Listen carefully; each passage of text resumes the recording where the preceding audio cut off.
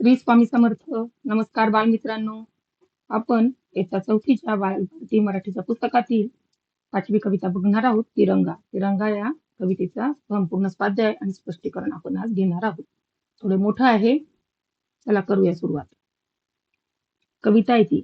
विश्व शांतीचे अन समतेचे ब्रीद आपुले राखूया. चला चला रे आज तिरंगा या खांद्यावर मिरवूया. जात धर्म ते विसरून जाऊ आपण सारे भाऊ भाऊ. भारत भूच्या छत्राखाली ऐक्य आपुले राखूया. चला चला रे आज तिरंगा या खांद्यावर मिरवूया. भीती न आम्हा मुळी कुणाची अभेद्य छाती हिमालयाची. भय कशाला आक्रमणाचे शूर शिपाई होऊया. चला चला रे आज तिरंगा या खांद्यावर मिरवूया. पाऊल आता पुढेच टाकू भारत भूची कीर्ती राखू.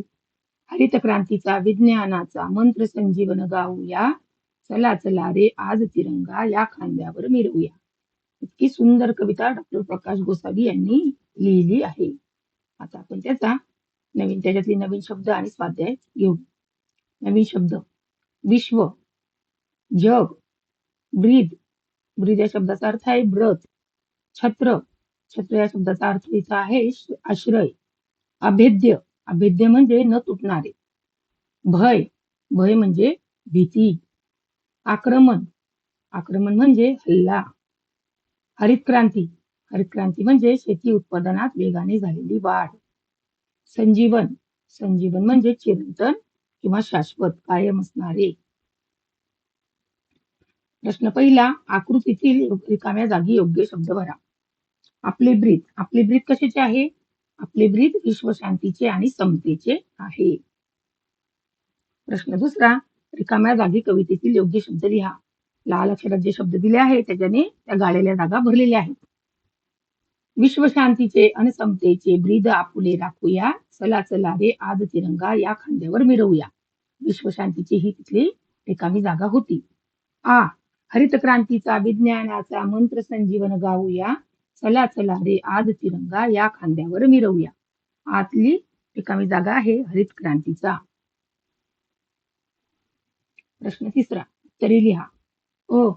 हिमालयाची छाती अभेद्य आहे असे कवीने का म्हटले आहे?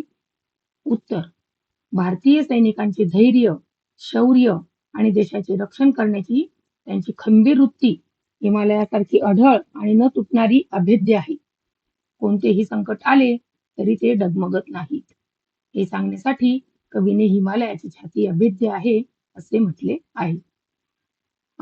आपण सारे भाऊ भाऊ या ओळीचा तुम्हाला समजलेला अर्थ लिहा. उत्तर: आपल्या भारत देशात विविध जातीचे आणि धर्मांचे लोक एकत्र राहतात. या ओळीचा अर्थ असा आहे की आपण सर्वांनी आपापसातील सर्व भेद विसरून देशाच्या छत्राखाली एकत्र राहिले पाहिजे आणि एकमेकांशी प्रेमाने सख्या भावासारखे वागले पाहिजे. प्रश्न पहिला. खालील मुद्द्यांच्या आधारे कवितेविषयी माहिती लिहा. आता कवीचे नाव. या कवितेचे कवी आहे डॉक्टर प्रकाश गोसावी. कवितेचा मुख्य विषय देशाचा अभिमान असलेला तिरंगा, भारतीय सैनिकांचे शौर्य आणि देशात शांती, ऐक्य व प्रगती निर्माण करण्याचा संदेश हा आहे. ई. कवितेमधील आवडलेली ओळ व तिचा अर्थ. उत्तर: आवडलेली ओळ: जात धर्म ते विसरून जाऊ आपण सारे भाऊ भाऊ. याचा अर्थ असा आहे की आपण सर्व भारतीय लोकांनी जातीभेद व धर्मभेद विसरून एकत्र यायला हवे आणि एकमेकांशी प्रेमाने भावाभावांसारखे वागून देशाची एकात्मता टिकवली पाहिजे. असा अत्यंत सुंदर आणि मोलाचा संदेश या ओळीतून मिळतो. वाक्य तयार करा. प्रश्न दुसरा. कवितेतील खालील शब्दांचा उपयोग करून वाक्य तयार करा व लिहा. ऐक्य. ऐक्यापासून देशाच्या सर्वांगीण प्रगतीसाठी सर्व नागरिकांमध्ये ऐक्य असणे अत्यंत आवश्यक आहे. कीर्ती. भारतीय खेळाडूंनी ऑलिम्पिकमध्ये पदके जिंकून जगभरात भारताची कीर्ती वाढवली. छत्र. कडक उन्हात चालताना वडाच्या झाडाचे छत्र प्रवाशांना सावली आणि दिलासा देते. अभेद्य. छत्रपती शिवाजी महाराजांनी स्वराज्याचे रक्षण करण्यासाठी अनेक अभेद्य किल्ले बांधले. खालील चौकटीत कवितेत आलेले शब्द शोधा व लिहा. आता कवितेत लपलेले शब्द आहे भाऊ, विश्व, छाती, शूर, शांती, हरित, क्रांती, ऐक्य, हिमालय, संजीवन आणि कीर्ती. प्रश्न दुसरा, विरुद्धार्थी शब्द लिहा. शूर, शूरचा विरुद्धार्थी आहे मित्रा. कीर्ती, कीर्तीच्या विरुद्ध आहे अपकीर्ती. प्रश्न तिसरा, गटात न बसणारा शब्द ओळखा व लिहा. अ, राखणे, मिरवणे, तिरंगा, होणे. आता तिरंगा हा इथला वेगळा शब्द आहे, कारण तिरंगा हे नाम आहे, वस्तू आहे, तर राखणे, मिरवणे, होणे ही सगळी क्रियापदे आहेत. शिपाई, हिमालय, शूर, भारत. शूर, शूर हा शब्द वेगळा आहे, कारण शूर हे विशेषण आहे, तर बाकी सर्व नामे आहेत. पांढरा, गोल, हिरवा, केशरी.